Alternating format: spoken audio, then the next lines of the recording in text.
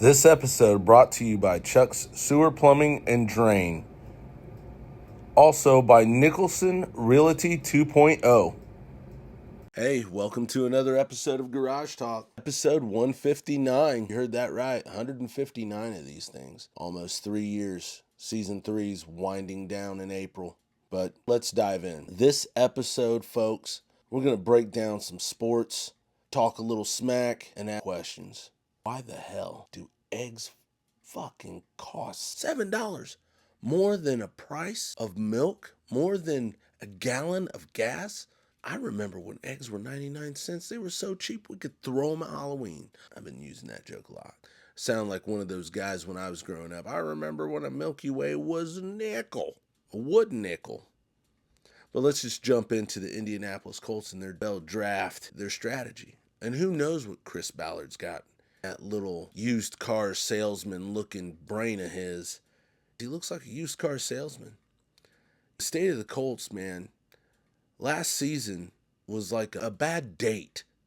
It was promising at first, showed flashes of excitement, and then at the end, it left you hanging. What the hell just happened? Anthony Richardson, that dude's a freaking athlete, and we all agree. I've been his harshest critic. Dude's got a rocket arm, but at the end of the day, he's more fragile than an eggshell. He is. A once elite O-line is now, man, got more holes than Swiss cheese. Whoever they bring in to compete at QB, I hope they are enough motivation for him to want to level up, because at the end of the day, it's what you do in the off season that shows in the regular season and hopefully the preseason. Because I know this guy, he's supposedly working on his biometrics and working with the person that corrected Josh Allen's mid-range passing issues. But as far as that goes, we'll see about that. But back to the draft needs, they need an offensive lineman. They need to protect AR if he's going to be the man. This guy, he's got to be willing to work, and block rent depends on it. Who are they going to draft for another need that needs met is the wide receiver. I love Michael Pittman, but I've been screaming this for a while. He's not a number one. He's just not. He doesn't even draw a lockdown corner. I don't think Michael Pittman's that great. I don't see why, what the fascination with him, what that is. Like, let's use him. Let's trade him. Let's get some wide receivers in there that can get open and catch the ball. A real game changer would be Emeka Egbuka. Ohio State, speed, size, hands, everything that the Colts would need. Everything. And the Colts need another cornerback. We don't need torch victims. We need somebody who can stop that torch from getting lit on us. Watching the secondary last year felt like a bad horror movie. It did. You knew it was coming. You still screamed, and you still watched somebody get murdered. We need a lockdown CB, people. I know I have some friends who are Jets fans and Raiders fans. We don't want those long passes anymore. We don't want those guys walking in and Colts are leading and then we blow it at the end of the game because somebody goes deep. We don't want that anymore. I feel like I'm in the Twilight Zone. I grew up with Peyton Manning and Andrew Luck and being spoiled with back-to-back amazing quarterbacks. Andrew Luck being the quarterback that we will never know what could have been, but we've seen glimpses. I wonder if things would have been different had he had the protection that he so solemnly needed. Kept him on his feet. Chris Ballard loves trading back. He loves to stockpile picks, but he needs to get off his freaking hands and draft some actual game changers. We stay put in this first round. I would expect an O-lineman to be picked, or a wide receiver. Ballard, if he gets cute, don't know if he gets cute, we'll trade back and end up drafting a linebacker that nobody's ever heard of. This guy, he's on my last nerve. I can't believe he's still around. He has stolen money from the Colts. But that being said, if a generational pass rusher falls, Ballard might say screw it and go defense. Here's my final thoughts on this matter. What the Colts need to do, protect Richardson. He's the last bottle of Coors Light at the party. You got to get in there and you got to save him. You got to get a wide receiver that actually sparks fear in a defense. And you've got to stop letting our secondary look like an all you can score buffet. That's what they look like, an all you can score buffet. We got to do better. The Colts fans deserve better. I deserve better. I'm tired of people watching me cry and whine about the Colts. Let's go, Colts. Let's get back to where we used to be. Switching gears, brackets around the corner. And I'll tell you what, my bracket will probably get busted in the first round. I hate saying that. And I'm glad Dee's not here because she would make some off the cuff comment. Oh, you like getting your bracket busted. She means that in a very disgusting way. But will Auburn and Duke go deep? Will they? Or will Duke choke? Auburn's record 27-2. That's impressive. Duke going in 26-3. Duke trying to maintain their legacy of NCAA basketball. That's pretty respectable. But I'll tell you who I really like to go deep in the bracket. And I'm not trying to jinx you Volunteer fans, but Tennessee. I watched that Alabama-Tennessee game. Hey, man. The tide's rolling. My parlay's hitting tonight. Wrong. I should have known. Last game on my parlay that I needed to hit. Wrong. That's what you get for letting AI pick your parlays. And by the way, I'm 0-8 when I let AI do that. But these top 10 teams, I think anybody has a chance here in the top 10.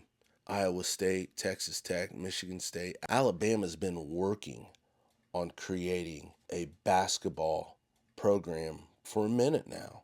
And it's finally starting to come to fruition. What's going on, girl? You need to go out. Hold on. Daddy's got a couple. My little fur babies trying to get my attention. Hold on. I'll let you out. But I think Alabama and Tennessee might surprise some people. I really do. I think Alabama working on that program, things have really shown. But let's change gears again. Let's shift into third. Yesterday, I decided, hey, I'm going to give Dee a break today. I'm going to get up early. I'm going to go to the grocery store for her day off. She's a nurse. I know how hard our nurses in the medical fields and medical industry work. They're overworked, underpaid, and we need more nurses out there. And I'm like, hey, babe, I got this. Don't worry about it. I got you. And I take my fat ass over to Walmart, and I'm going to tell you this right now. And maybe I'm an old head, but manners are few and far between. Nobody says, excuse me, pardon me.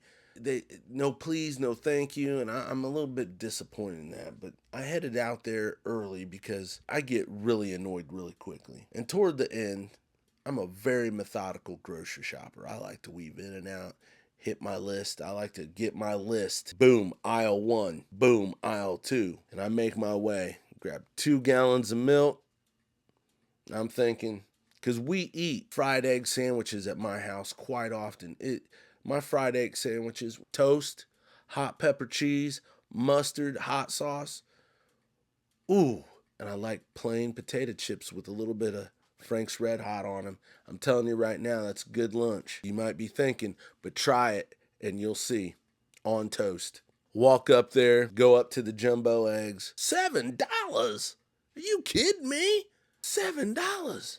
So I start looking through them. As Dee says, you must be a psychopath if you go and raw dog some eggs, just pick them up and go. I'm going through them. I'm opening them up. If I even see the faintest little crack. Next. I can feel somebody peering over my shoulder. I look over. Somebody wants jumbo eggs too, but they're irritated by me going through these eggs, making sure every one is pristine. I almost held each egg up to the light, looking for a double yolk. If I get that double yolk, boom, No, I found the perfect carton. Every egg perfectly the same diameter. Can't wait for that fried egg sandwich. But $7? You kidding me? Why are they so... Listen up. I'm all for capitalism. But at this point, I might have to take a loan out on making breakfast. The price of eggs, man, is absurd. But there's conspiracy going around. Why the price of eggs are going up? Are these chickens in a union? Are they in a union? Is there a big egg takeover? Is the bird flu real? I don't want the bird flu, but we'll see what's really going on. Because you know what they say, prices, they go up, they stay up, they don't ever come down. If the people are paying $7 a dozen, they'll keep paying $7 a dozen. That's just my thoughts. And it's got me questioning, can I raise chickens in city limits of the city of Gas City, Indiana? And I don't think you can. I don't think you're allowed to. But could I get away with having one or two? Could I get away with having one or two? Just to give me a dozen a week. That's all I ask. Give me a dozen eggs a week, chicken. That's all I need. But first, if I'm going to do that, I'm going to have to be real slick about it. I'm going to need a privacy fence. Who am I going to call? Probably backyard build. Hey guys, can you build me a chicken coop too? I bet you they can. I bet you that would be a high-end chicken coop. That chicken will be living its best life. And I don't know, because I'm not switching my breakfast alternatives or my lunch alternatives. I'm not going egg sandwich back to bologna. I'm not going back to bologna sandwiches, y'all. And no, I'm not too good, because I do love a good fried bologna sandwich. But man, I'm letting you know, my fried egg sandwich, 9 out of 10. When you say bologna sandwich, I'm thinking 6 out of 10 at best. Yeah, it's good and it does what it's supposed to do. But does it hit the spot like a fried egg sandwich? Hell no. Let me just give you my final thoughts. And I wouldn't call them hot takes, but they could possibly be interpreted as hot takes. Colts, don't screw up this draft. They probably will. If your NCAA bracket is perfect by week 2, you either work for Vegas or have a deal with the devil. I'm just wondering. Feel free, reach out to us. Let us know what your bracket looks like week 2, week 3. Let us know. We're going to share our bracket pick. We're going to do a Garage Talk bracket pick, and we're going to post it. See how me and Ted do. I think I'm going to start going, letting my 2-year-old daughter just pick them. I'm going to let them pick them. I'm not letting AI handle it. The way AI's helped me out. Eggs are officially a luxury item. Put them right next to caviar. Next step is buying them cheap on the black. We're going to have to go to the dark web to find cheap eggs, aren't we? Don't go to the dark web. Don't do that. That's a no. And do me a favor. If you like the content that Ted and I put out, hit that subscribe button. Share it. And if you made it this far into this episode, congratulations. You officially have more stamina than the Colts defense. Go to our Facebook page, Garage Talk on Facebook. Follow our TikTok, Garage Talk 46933 on TikTok. Go to my TikTok, Conrad Herrera. Follow. Hit all them social media pages. We're on X, Garage Talk. We are on Instagram, Garage Talk. Feel free. Follow, like. I appreciate you. And sorry for the sarcastic rants and sports hot takes and ridiculous metaphors, but no pun intended. Now it's time for me to scramble. See y'all next week.